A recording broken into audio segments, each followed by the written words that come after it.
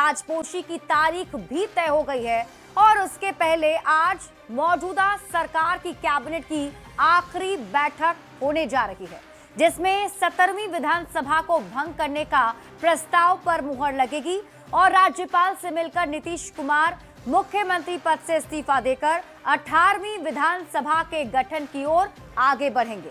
तो एक तरफ जनादेश का जोश है तो दूसरी ओर मुख्य विपक्षी दल आरजेडी में पार्टी से लेकर परिवार तक में कोहराम मचा है। रोहिणी आचार्य प्रकरण ने लालू परिवार में मचे तूफान को पब्लिक में ला दिया है, तो 15 साल बाद फिर से उसी स्थिति में पहुंच चुके आरजेडी को लेकर तेजस्वी यादव आज समीक्षा करने जा रहे हैं। तो इस सभी खबर पर नजर होगी, लेकिन शुरुआत सबसे पहले मुख्यमंत्री नीतीश कुमार ने आज 11:30 बजे कैबिनेट की बैठक बुलाई है। कैबिनेट की बैठक में मुख्यमंत्री नीतीश कुमार की ओर से विधानसभा भंग किए जाने की सिफारिश की जाएगी और पूरे कैबिनेट का इस्तीफा मुख्यमंत्री लेकर सीधे राजभवन जाएंगे, राज्यपाल से मिलेंगे और अपना इस्तीफा उन्हें सौंप देंगे। मंत्रिमंडल का इस्तीफा होगा और उसके बाद राज्य विधानसभा को भंग किए जाने की सिफारिश की जाएगी। राज्यपाल की ओर से इसे स्वीकार किया जाएगा, जिसके बाद नई सरकार के गठन की प्रक्रिया शुरू हो जाएगी। नई सरकार के गठन के लिए आज का दिन बेहद महत्वपूर्ण है। 20 तारीख को नई सरकार का गठन होना है और उससे पहले आज मुख्यमंत्री नीतीश कुमार अंतिम कैबिनेट की बैठक करने वाले हैं। अंतिम कैबिनेट की बैठक के लिए सचिवालय की तरफ से पत्र भी जारी कर दिए गए हैं। 11:30 पर ये बैठक होगी और इस बैठक में महत्वपूर्ण निर्णय लिए जाएंगे। आज विधानसभा भंग होगा। मुख्यमंत्री नीतीश कुमार इस बैठक के बाद राजभवन जाएंगे और अपना जो पत्र है यानी मुख्यमंत्री पद से वो इस्तीफा देंगे और उसके लिए अपने मुख्यमंत्री आवास से वो निकलकर राजभवन जाएंगे और उसके बाद 20 नवंबर जो संभावित तारीख है नई सरकार के गठन की, उसके लिए तैयारी और तेज कर दी जाएगी। यानी इस सरकार का आज अंतिम कैबिनेट बैठक होगा और इसके लिए सचिवालय की तरफ से पत्र भी जारी कर दिया गया है। 11:30 में मुख्यमंत्री महत्वपूर्ण बैठक करेंगे, कैबिनेट की बैठक होगी और इस बैठक के बाद विधानसभा भंग होगा, मुख्यमंत्री इस्तीफा देंगे और उसके बाद जो संभावित तारीख है यानी 20 तारीख महत्वपूर्ण तारीख, क्योंकि इस बार एनडीए की ऐतिहासिक जीत हुई है, बड़ी तैयारी है शपथ ग्रहण की। पटना के गांधी मैदान में बड़ी शपथ ग्रहण की तैयारी की जा रही है और उससे पहले महत्वपूर्ण आज बैठक होगी और उसके बाद मुख्यमंत्री इस्तीफा देंगे और फिर 10वीं बार शपथ ग्रहण की तैयारी में मुख्यमंत्री नीतीश कुमार भी जुट जाएंगे। कैमरामैन अजय दुबे के साथ विनीता मिश्रा, न्यूज़ 18 पटना। तो बिहार में नई सरकार के गठन को लेकर तैयारी जोर शोर से चल रही है और पटना के गांधी मैदान में शपथ ग्रहण समारोह होना है। 20 नवंबर को नीतीश कुमार 10वीं बार बिहार के मुख्यमंत्री के तौर पर शपथ लेंगे। ऐसे में समारोह को लेकर तैयारियां भी तेज कर दी गई हैं। मौके से और अधिक जानकारी दे रही हैं न्यूज़ 18 संवाददाता विनीता मिश्रा। के गठन के लिए पटना के ऐतिहासिक गांधी मैदान में बड़ी तैयारी शुरू कर दी गई है। संभावित 20 तारीख को नई सरकार का गठन इसी पटना के ऐतिहासिक गांधी मैदान में होना है। संभावना है कि पीएम नरेंद्र मोदी भी शपथ ग्रहण समारोह में पटना के गांधी मैदान पहुंचेंगे और उसके मद्देनजर पटना के गांधी मैदान में जो भव्य तैयारी है वो शुरू कर दी गई है। 17 से 20 तारीख तक गांधी मैदान में एंट्री फिलहाल बंद करने के जो आदेश है वो भी दे दिए गए हैं। यहाँ पे बड़ा सा टेंट बनाने के लिए देखिए जो सामान है वो ट्रकों पर लोड होकर यहाँ आ गए हैं, कुर्सियां आ गई हैं, मंच तैयार किए जा रहे हैं और पानी का छिड़काव भी पटना के गांधी मैदान में किए जा रहे हैं।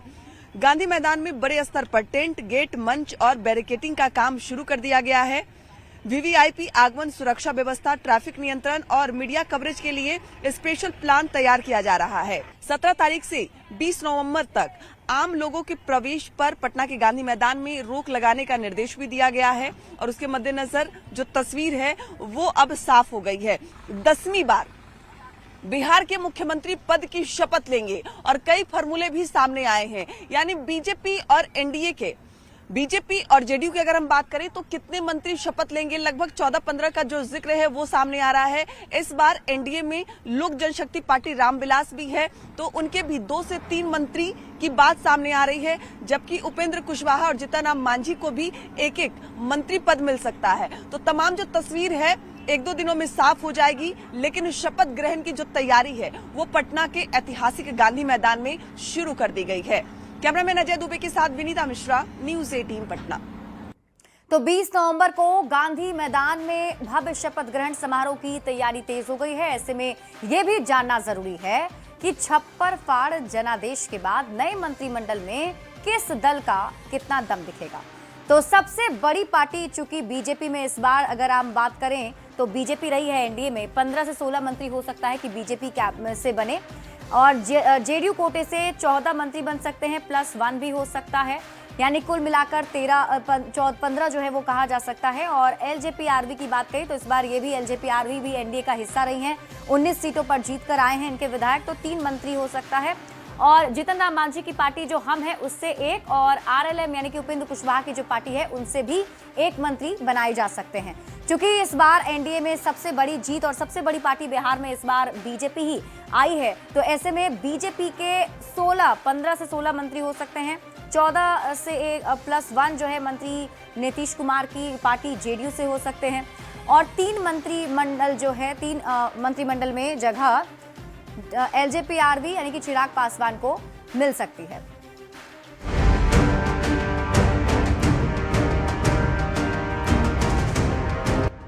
नहीं, मेरा कोई परिवार नहीं है।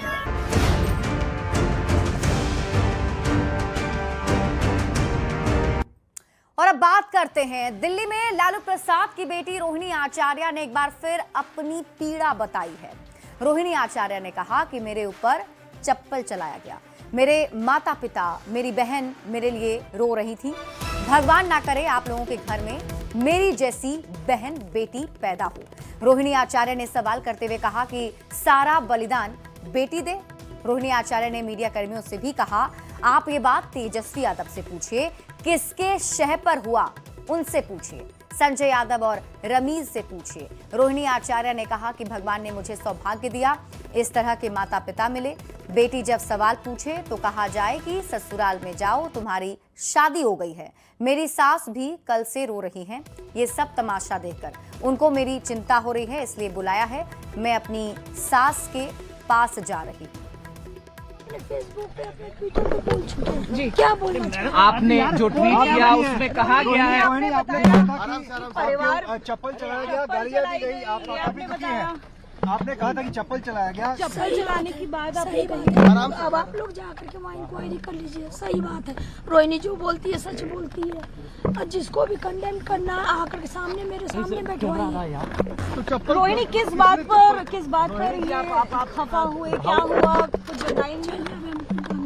रोहिणी जी चप्पल किसने चलाया? रोहिणी जी चप्पल किसने चलाया था? रोहिणी जी आप आराम से बात कीजिए। आप ये बात जाके तेजस्वी यादव, आप ये बात जाकर के तेजस्वी यादव किसके शह पे हुआ है उनसे जाके पूछिए, संजय यादव से पूछिए, रेचल यादव से पूछिए, क्या नाम उसका, पिताजी मेरे साथ हमेशा। कल मेरे माता पिता भी रो रहे थे, मेरी बहन रो रही थी मेरे लिए। मुझे भगवान ने मुझे सौभाग्य दिया कि मुझे मेरे इस तरह के माता पिता मिले जो मेरा हर समय मेरा साथ दिए। मुझे बस इतना ही कहना है कि भगवान ना करे कि आप लोग के भी घर में कभी मेरे जैसी बहन बेटियां हो।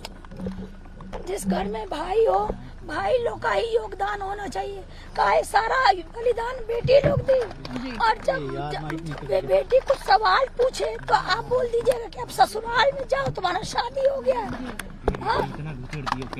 आप बहुत ज्यादा रोई हैं, इसकी वजह से आपकी आवाज बैठ गई है।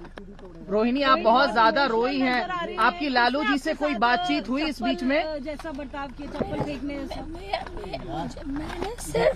मैंने सिर्फ अपने भाई को अपने घर से निकाला है। मेरी बहनें, मेरे माता, मेरे पिता मेरे साथ हैं। लालू जी से कोई बातचीत हुई है इस बीच में आपकी? अगला कदम आपका क्या होगा? अगला जैसे हर दिन मेरी बात हो रही है, हर समय मेरी बात है। कैमरा तो पीछे कर रही है। तो आप अब कब तक यहाँ दिल्ली में रहेंगे? अभी अभी हम अपने ससुराल जा रहे हैं। बॉम्बे जा रहे हैं, बॉम्बे में रहेंगे 10 दिन। मेरी सास भी कल से रो रही है ये सब तमाशा देख करके।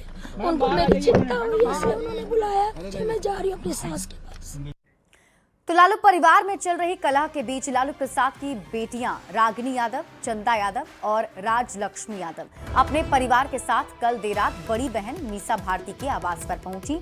रोहिणी आचार्य पहले ही पटना से दिल्ली और फिर दिल्ली से मुंबई जा चुकी हैं। तो बड़ी खबर आपको बता रहे हैं, लालू परिवार में इस कलह के बाद लालू प्रसाद की 3 बेटियां रागिनी यादव, चंदा यादव और राजलक्ष्मी यादव अपने परिवार के साथ कल देर रात बड़ी बहन मीसा भारती के आवास पर पहुंची। ये तस्वीरें जो आपके टीवी स्क्रीन पर आपको हम दिखा रहे हैं, उसमें आप देखिए, ये पहली तस्वीर जो आप देख रहे हैं 15 नवंबर की तस्वीर है, जब रोहिणी आचार्य ने पहले ट्वीट किया और उसके बाद फिर वो दिल्ली के लिए रवाना हो गई थी। और 16 नवंबर की ये तस्वीर आप देख रहे हैं जिसमें पटना एयरपोर्ट पर लालू प्रसाद यादव की 3 बेटियां दिल्ली के लिए रवाना हुई। देखिए, रोहिणी आचार्य ने जिन संजय यादव पर आरोप लगाया है वो तेजस्वी यादव के खास सलाहकार हैं और 2013 से तेजस्वी के साथ वो जुड़े हैं और फिलहाल आरजेडी के राज्यसभा सांसद भी हैं। संजय यादव को तेज प्रताप यादव इशारों में जयचंद कहते हैं। वहीं रमीज नेमत खान यूपी के बलरामपुर से हैं जो तेजस्वी यादव की एक कोर टीम का हिस्सा हैं। रमीज एसपी के पूर्व एमपी रिजवान जहीर के दामाद भी हैं। देखते हैं क्यों इनकी वजह से लालू परिवार में खटास आई है।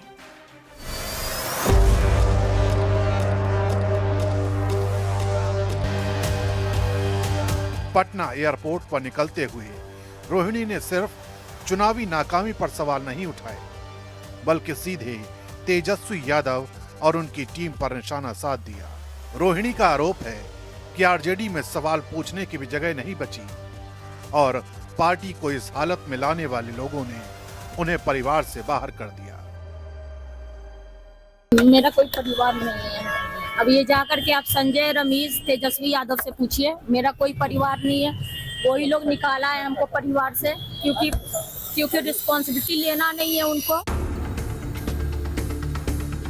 रोहिणी ने जिनका नाम सबसे पहले लिया उस सूची में शीर्ष पर हैं संजय यादव, तेजस्वी यादव के सबसे भरोसेमंद सलाहकार और आरजेडी से राज्यसभा सांसद। हरियाणा के महेंद्रगढ़ के रहने वाले संजय कंप्यूटर साइंस में मास्टर डिग्री रखते हैं और डेटा आधारित चुनाव रणनीति में तेजस्वी की कोर टीम का दिमाग माने जाते हैं। 2013 से वो तेजस्वी के साथ जुड़े हैं, लेकिन पार्टी के भीतर कई नेताओं, यहां तक कि तेज प्रताप यादव तक संजय के ज्यादा दखल पर सवाल उठा चुके हैं। रोहिणी का आरोप है कि चुनावी हार की असली जवाबदेही इन्हीं लोगों से पूछनी चाहिए, क्योंकि पार्टी की राजनीति उन्हीं के हाथों में थी। पूरा दुनिया बोल रहा है जो चाणक्य बनेगा तो चाणक्य से आप सवाल पूछिएगा। जब कार्यकर्ता चाणक्य से सवाल कर रहा है, पूरा देश दुनिया सवाल कर रहा है कि पार्टी का ये ऐसा हाल क्यों हुआ। अब जब संजय, रमीज, इन लोग का नाम लीजिए तो आपको घर से निकाल दिया जाएगा, आपको बदनाम किया जाएगा, आपको गाली दिलवाया जाएगा, आपके ऊपर चप्पल उठा करके मारा जाएगा। संजय के बाद रोहिणी ने जिस नाम को लेकर सबसे तीखा हमला बोला वो है रमीज नेमत खान। यूपी के बलरामपुर निवासी रमीज तेजस्वी यादव की कोर टीम में ऐसे शख्स हैं जो नेता प्रतिपक्ष की campaigning, social media management, daily routine सब संभालते हैं। राजनीति में आने से पहले फर्स्ट क्लास क्रिकेट में 30 मैच खेलने वाले रमीज तेजस्वी के पुराने दोस्त भी हैं और उनके सबसे भरोसेमंद चेहरों में गिने जाते हैं।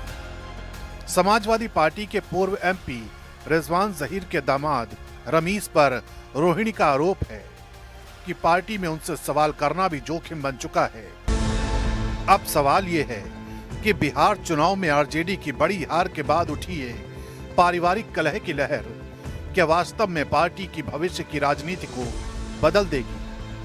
चुनावी विश्लेषण में लगातार ये बात उठती रही है कि तेजस्वी यादव की टीम संजय और रमीज मॉडल पर ज्यादा निर्भरता ने ग्राउंड कनेक्ट को कमजोर किया। हार के बाद जो असंतोष भीतर उमड़ रहा था वो अब रोहिणी के बयान से सार्वजनिक वोट में बदल गया है।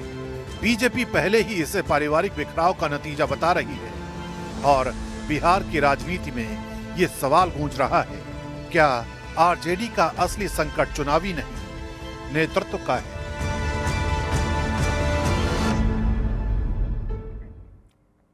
तो देखिए, इस वक्त एक और जहां एनडीए नई सरकारी गठन की तैयारी में जुटा है, तो वहीं राबड़ी आवास के पास सन्नाटा पसरा हुआ है। और जिस तरीके से हमने आपको बताया कि अभी लालू परिवार में जो कलह की स्थिति बनी हुई है, उससे नाराजगी अब खास तौर पर सामने देखने को मिल रही है। और लालू परिवार में लेकिन विलेन कौन है, ये सबसे बड़ा सवाल है। और अब हम आपको लालू परिवार के बारे में बताते हैं। देखिए, लालू प्रसाद और राबड़ी देवी की 7 बेटियां हैं और उनमें सबसे बड़ी हैं मीसा भारती। और अभी जो स्थिति है उसके मुताबिक आपको बता रहे हैं, मीसा भारती, रोहिणी आचार्य, जिन्होंने पहले सोशल मीडिया साइट एक्स पर पोस्ट किया और उसके बाद वो पटना से दिल्ली चली गई और अभी फिलहाल वो दिल्ली से मुंबई गई हैं, जिन्होंने बताया कि वो अपनी सास के पास जा रही हैं। उसके बाद चंदा यादव, जो कि कल पटना एयरपोर्ट पर दिखी थी, पटना से दिल्ली पहुंची हैं। इसके साथ रागिनी यादव, इनकी जो बहन है, वो पटना से दिल्ली पहुंची हैं। और तीसरी बेटी इनकी जो राजलक्ष्मी है, वो पटना से दिल्ली पहुंची है। तीनों जो बेटियां हैं, राजलक्ष्मी, रागिनी और चंदा यादव, ये कल तीनों पटना एयरपोर्ट पर दिखी थी, जो मीसा भारती के आवास पर पहुंची हैं। 2 और बेटियां हैं, हेमा यादव और अनुष्का राव, इनको लेकर के अभी कोई वैसी खबर नहीं है। लेकिन फिलहाल रोहिणी आचार्य के इस मसले के बाद लालू परिवार का जो कलह है वो अब सामने आ चुका है। और ऐसे में अभी 3 बेटियां लालू प्रसाद की कल मीसा भारती के आवास पर दिल्ली पहुंची हैं। तो एक और जहां एनडीए देखिए अब नई सरकारी गठन की तैयारी में जुटा है, तो वहीं राबड़ी आवास के पास सन्नाटा पसरा हुआ है।